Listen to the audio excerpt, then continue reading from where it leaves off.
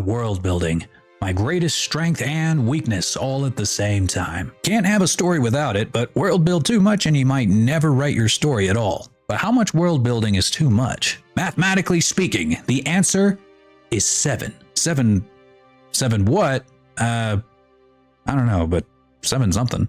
Until I figure out what, let's see if we can figure out the answer with just a few questions. Number 1. What are you world building for? Are you world building for a book, a D&D campaign, a video game, short film, a porno? Each medium requires different amounts of world building in the narrative. Interactive media like video games can get away with much less world building, especially if the main focus is on gameplay. On the other hand, a book may require a lot more world building in order to immerse your readers in a fictional world. Number 2, how long is the book or series? The length of your work is probably the most important thing to consider when trying to figure out how much world building that you actually need to do. If you're only writing a short story, then you probably will not need a detailed world map, 1,000 years worth of history, and an entirely made-up language. However, if you're writing these massive tomes like the Stormlight Archive or the Wheel of Time, you have plenty of space in those books to show off your world-building skills. There are over 1,000 chapters of One Piece as of recording this video, and there is such a massive world explored throughout the series. It never feels like too much because the world building is so well spaced out throughout the volumes. If One Piece was way shorter and they crammed the same amount of world building into those fewer chapters, it would feel like there was no room for any of the story.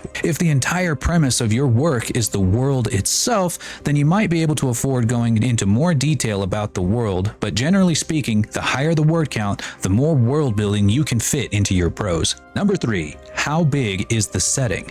Does the story take place primarily in a city, a country, a planet, a universe? Obviously, every story takes place in a universe, but how much physical ground is actually visited by the characters? There are plenty of great stories that take place entirely inside of a single village. If the characters never leave the confines of 2 cities, any world building that doesn't involve those 2 cities could be a waste of your time. There is no need to know anything about the history of San Francisco if the entire story is taking place in New York City. The movie A Field in England takes place in, you probably guessed it, a big empty field in England. The script did not waste any lines world building anything outside of what was immediately useful to the story taking place in that field. Great film, go watch it. If the characters are traveling across the entire country on a grand adventure, then you get to do a lot more world building. The more locations they visit, the more world building you need to do to make those locations feel alive and useful to the story. An adventure is not an adventure without interesting locations. If you're writing a great big sci-fi novel with tons of alien planets, you might think you need to do a galaxy's worth of world building. I'm sure all of your fans will gladly wait 10 years while you write 1,000,000 words worth of world building for your next 80,000 word novel. You do not need to world build the entire universe. You probably need to do a lot less world building than you think, even if you're writing for an entire galaxy. One trap sci-fi authors can run into is something called the Planet of Hats. Basically, it's easy to end up creating a world where the entire planet's population can be boiled down to a single society of people. Imagine if every human on Earth had the exact same culture. Imagine a planet entirely full of Texans. I can say that I was born here. You don't need to write 1,000,000 words worth of world building to avoid the Planet of the Hats problem, though. The trick is to create the illusion of depth. In the movie Avatar, with the blue people, not the cartoon masterpiece, we focus on a single tribe and all of the local wildlife surrounding them. Despite that, this alien planet feels large and full of life because they never make the claim that every single tribe on the planet is exactly like this one. One of the best parts of the sequel was that they show how unique every tribe actually is. For every planet your characters visit, try to make it clear that any society they interact with is unique to their specific location and not representative of the entire planet.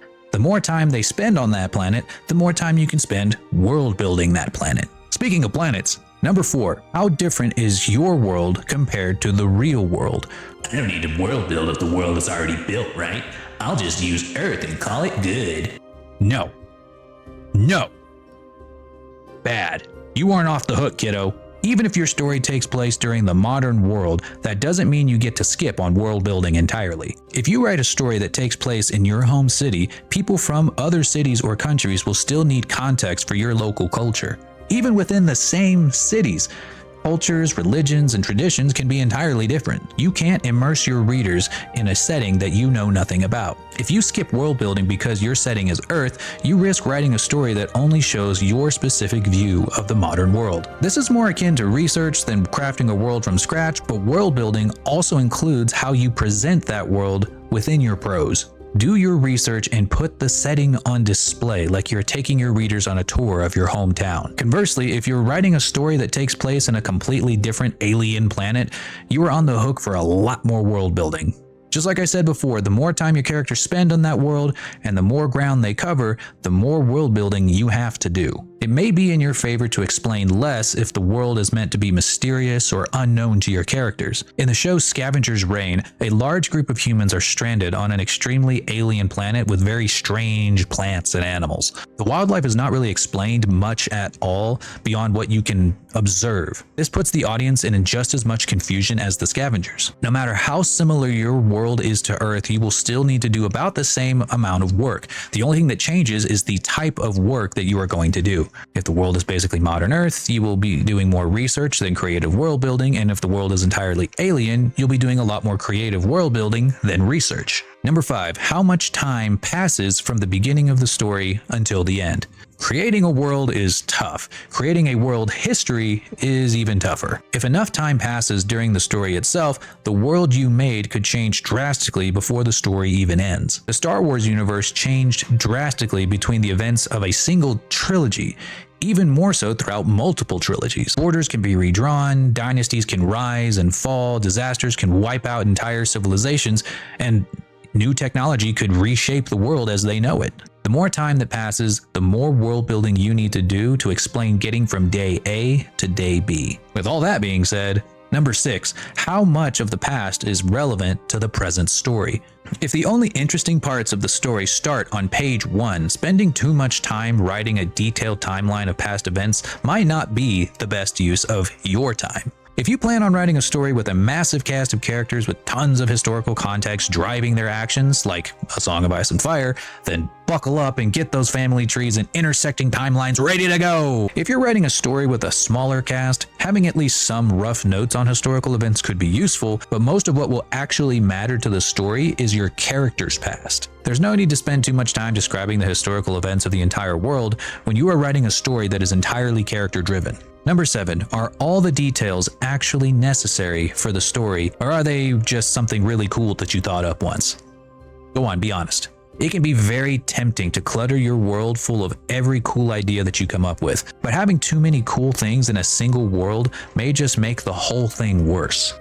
I explained in greater detail in this video why you should be selective about what you decide to include in your story and in your world. I consider world overcrowding to be my biggest world building mistake. Make a list of all of the cool, interesting traits you want to include in your world and then really ask yourself exactly how many of them are absolutely necessary for this specific story. If they don't seem necessary, it doesn't mean they were bad ideas, it just means that you have more ideas ready for the next world that you build for your next series. As far as I know, it isn't against the law to build more than one world. At least I think it's not. I don't know, I'm not a lawyer. But if you go into it with these questions in mind, you'll find the answer that feels right to you. Writing is not mathematical. It's art. Sometimes the answer is just vibes, guided by experience. I will say this much.